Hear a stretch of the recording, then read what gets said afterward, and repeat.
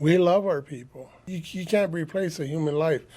And so that's all we're trying to do, is to save our people and the residents on this reservation. But the governor of South Dakota says these checkpoints are not legal because she says they're interfering or regulating traffic on U.S. and state highways. She is trying to open up the state, while the tribes are trying to keep their reservations closed off for now. Here, there are even curfews in place. In some of these tribal governments, they're making it very clear they don't want visitors. That's right. They don't want tourist or non-essential visitors. Not right now. This virus doesn't travel. It's the people with the virus that travel. The state of South Dakota does not have jurisdiction in this area, but the federal government does. The governor said she was concerned about whether medical crews, truckers hauling supplies, or roadwork crews would be able to get through. The tribe said of course they would. But on Friday, the governor gave them and the Oglala tribe an ultimatum: remove the checkpoints within 48 hours or be sued in federal court. Are you going to take them down as she has requested, or are you going to stay put? We're going to stay put. Tribal leaders say if the tribe can't contain the virus here, it faces catastrophe. They did the math. If the virus escaped and tracked similar to other parts of the country, the numbers would overwhelm their hospital. We knew that we need 1,000 beds. How many beds do you have? Right now, we only have 8. 8 beds. 8 beds. Any ICU? No. With 8 beds to serve some 12,000 residents and the closest intensive care unit 3 hours away, their best bet: stop it before it spreads.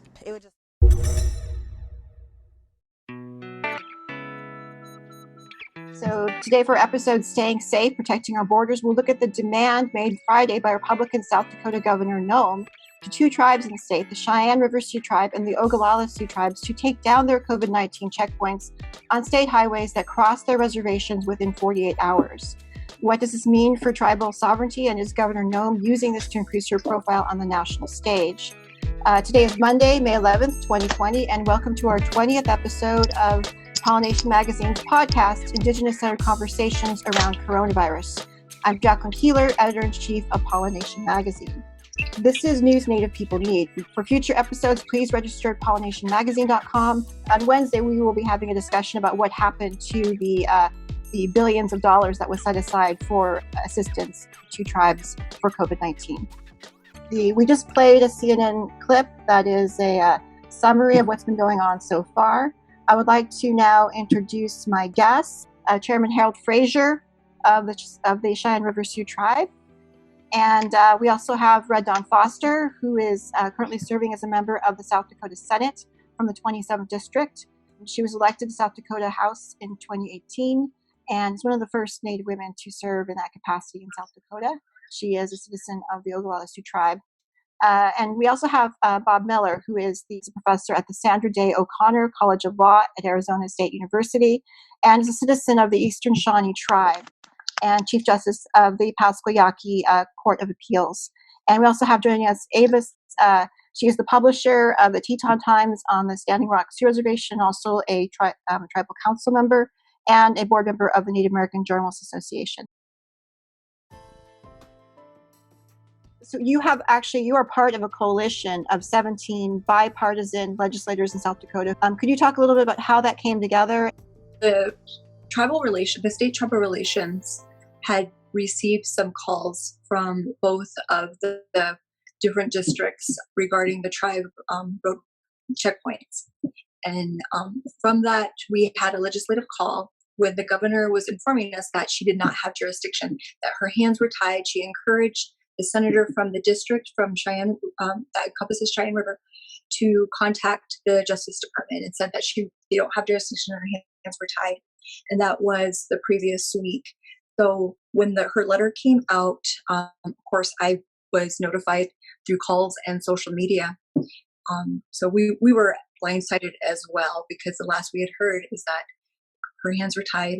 This was tribal jurisdiction, and she didn't really have a say of what was happening there with the checkpoints.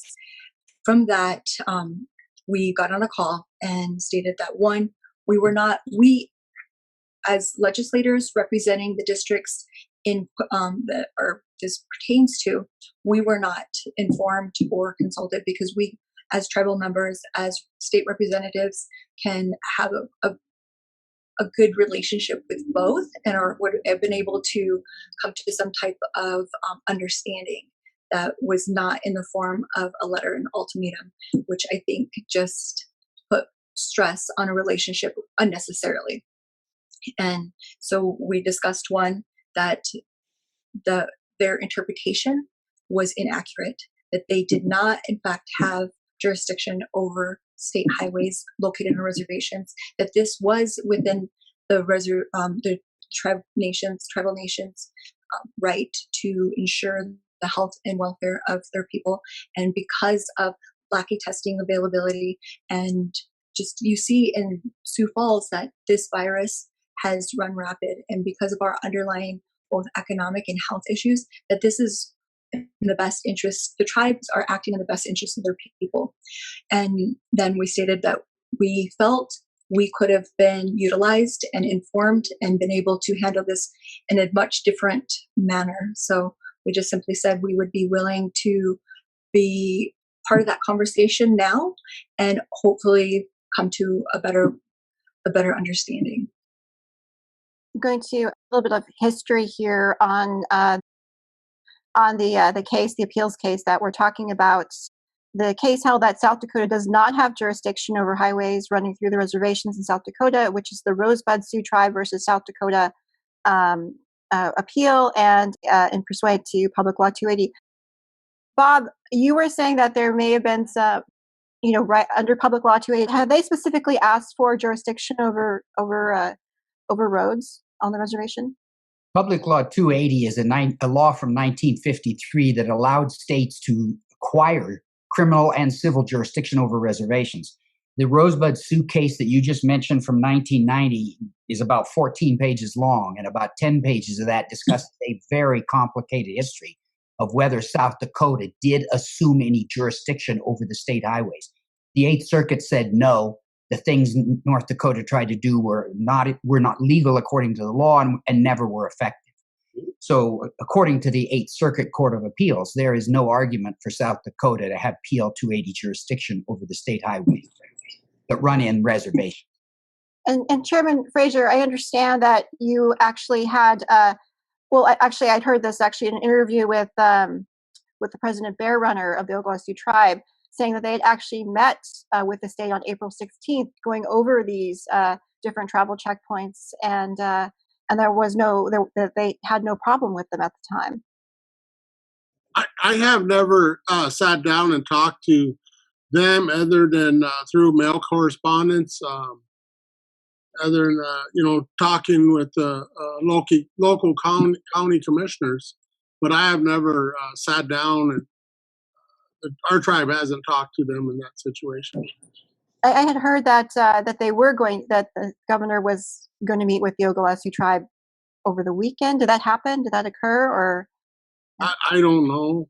I understand that Governor Noem is actually being, I guess, counseled by former Trump campaign manager Corey Lewandowski to pursue this sort of aggressive, these sort of stunts in order to increase her profile nationally to get Trump's attention and possibly get herself a position in his administration. Have you heard anything about this sort of thing? I guess I wish her good luck, good luck, and I don't know. I mean,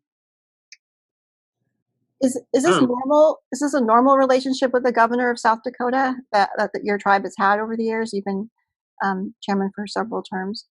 Well, I basically, in my opinion, the relationship we had with South Dakota is there's really nothing. We've state of South Dakota has never really stepped forward and assisted us as much, that they possibly can. Nobody ever does really come down to it. BIA, IHS, nobody. When we laughed because when the BIA suddenly took an interest of closed roads, we have roads that are closed. I mean, there's literally no traffic on BIA Route 9. Culvert is washed out and no road. and that was over a year and a half ago.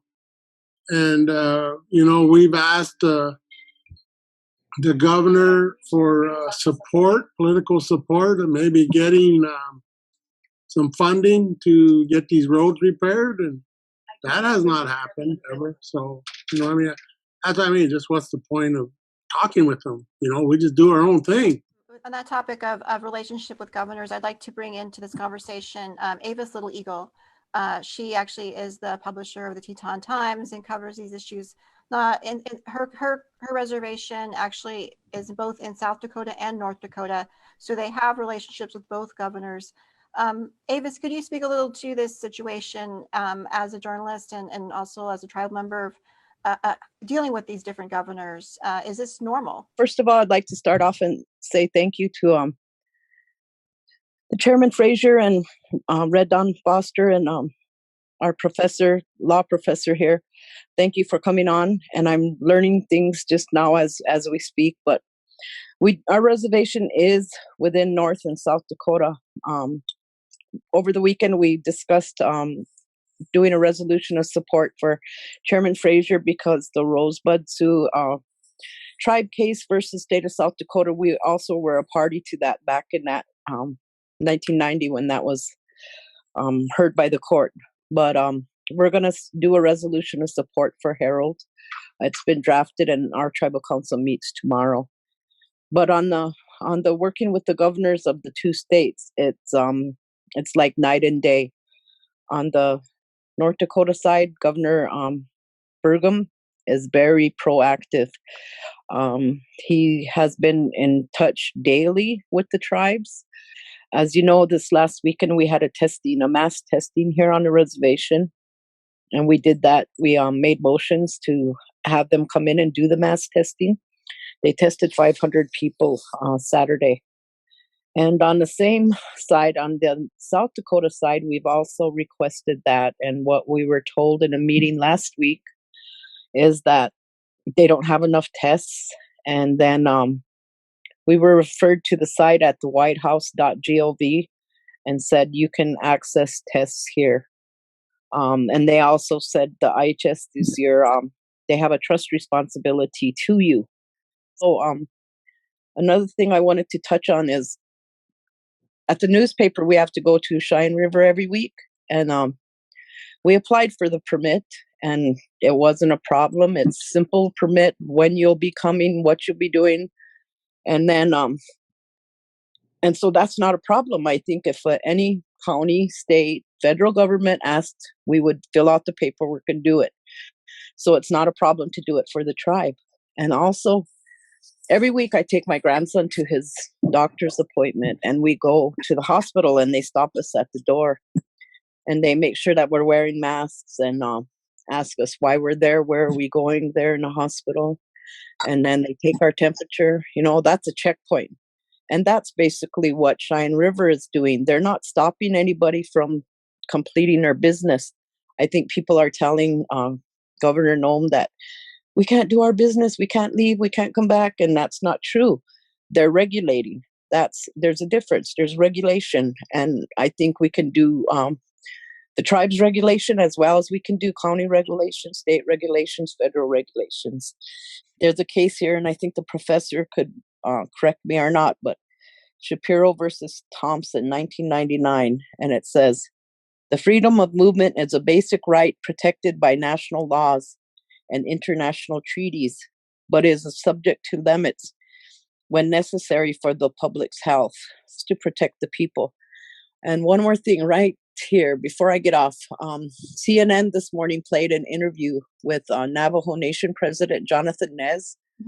And on their reservation, there's 3,122 positive COVID-19 cases and 100 deaths as of Saturday. And so what Navajo Nation President Nez said is he expressed support for Chairman Harold Frazier on the Cheyenne River Sioux Reservation. And I do too. He's doing what he has to do to protect the people.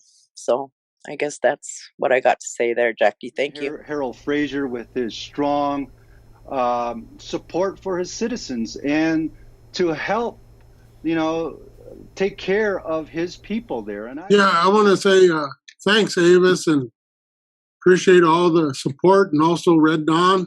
I know you guys are right there with everybody, and it's just unfortunate that in the middle of this crisis that they try to do things like that. It's just sad, and no matter what though, and no matter what they say or do, we're going to keep moving forward because we have to. And I've learned these few years that come down to it, all we have is each other. And the governments will never take care of us. We have to take care of ourselves. But I really have to go. Ramey's telling me I got another interview, so I thank all you guys, and we'll be visiting again. So I'd like to, if I could be excused, I'll have to leave. So I thank you so much, Chair.